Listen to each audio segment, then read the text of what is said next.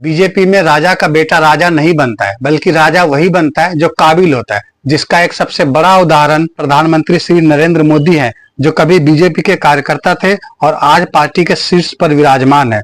BJP और देश की बाकी पार्टियों में बड़ा फर्क यह है कि बीजेपी में जब मंत्री, सीएम, पीएम या पार्टी का मुखिया चुना जाता है तो एक लोकतांत्रिक प्रक्रिया से चुना जाता है, जिसमें पार्टी के सभी सदस्य हिस्सा लेते हैं। जैसा कि राजनाथ सिंह पहले पार्टी के अध्यक्ष थे, बाद में जेपी नड्डा बने। बीजेपी में राजा का बेटा राजा नहीं बनता है, बल्कि राजा वही बनता है जो काबिल होता है, जिसका एक सबसे बड़ा उदाहरण प्रधानमंत्री श्री नरेंद्र मोदी हैं, जो कभी बीजेपी के कार्यकर्ता थे और आज पार्टी के शीर्ष पर विराजमान है।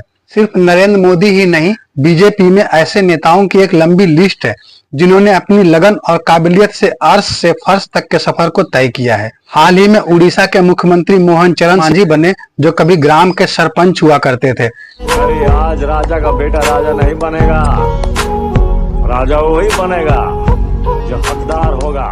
अब चर्चा कर लेते हैं देश के बाकी कुछ अन्य पार्टियों की। बाकी पार्टियों में जो मुखिया होता है वह लाइफ टाइम के लिए मुखिया होता है, परंतु अगर किसी कारणवश या तो मुखिया का देहांत हो जाए, मुखिया का स्वास्थ्य ठीक नहीं चल रहा हो, या तो मुखिया राजनीति से संन्यास ले रहा हो, या फिर किसी अन्य कारण से मुखिया बदलने की स्थिति पैदा हो जाए, तो ऐसा नहीं होता कि पार्टी के किसी वरिष्ठ या अनुभवी नेता को पार्टी का मुखिया बना दिया जाता है, बल्कि पैराशूट लैंडिंग कराकर मौजूदा मुखिया अपने ही परिवार के किसी सदस्य को मुखिया बना देता है। वह मुखिया बनने के लायक है या नहीं, यह नहीं देखा जाता। बीजेपी को छोड़कर देश की लगभग सभी पार्टियों में राजा का बेटा ही राजा बनता है।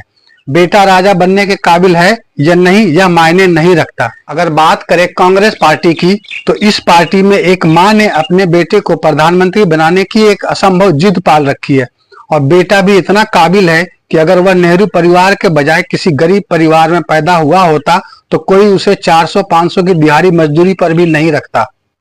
गजब बेइज्जती है। ये इतने धुरंधर नेता हैं कि इनकी अगुवाई में 26 राजनीतिक दलों के साथ गठबंधन करके भी इनकी पार्टी 2024 के लोकसभा चुनाव में 100 का आंकड़ा पार नहीं कर पाई। इनके विवेक और कौशल को देखते हुए लोग इन्हें पप्पू के नाम की संज्ञा देते हैं। आपके लिए मैं पप्पू हूँ। तो साफ बात यह है कि राजा का बेटा काबिल नहीं होते हुए भी पार्टी का राजा बन जाता है। बात करें शिवसेना की, तो 1966 में बाल ठाकरे ने शिवसेना का गठन किया। बाल ठाकरे भारतीय इतिहास के एक ऐसे नेता थे जिन्होंने कट्टर हिंदुत्व से अपनी पहचान बनाई। बाबरी मस्जिद विध्वंस पे भी ये बेखौफ अपनी राय रखते थे। 6 दिसंबर को अयोध्या में बाबरी मस्जिद का ढांचा गिराया गया, तो शिवसेना ने सबसे आगे जाकर के झंडा गाड़ दिया, हमने गिराया, और उसको बड़े गौरव से उसको ओन किया। गौरव तो है ही, बिल्कुल, इसमें कोई शर्म की बात नहीं है। बाल ठाकरे के बाद शिवसेना की कमान उद्धव ठाकरे के हाथ में आई। सत्ता के लोभ में आकर 2019 में शिवसेना, जो कि एक कट्टर हिंदुत्व की पार्टी थी, उसने एक हिंदुत्व के विरोधी वाली पार्टी कांग्रेस से गठबंधन कर लिया और उद्धव ठाकरे महाराष्ट्र के सीएम बन गए। पर इस गठबंधन से पार्टी के नेता ही खुश नहीं थे, लिहाजा पार्टी में बगावत हुआ। फिर उद्धव ठाकरे के पास ना तो सत्ता बची और ना ही पार्टी। लीख लीख गाड़ी चले, लिखे चले सपूत, लीक छोड़कर 3 चले, वीर सूरमा कपूत।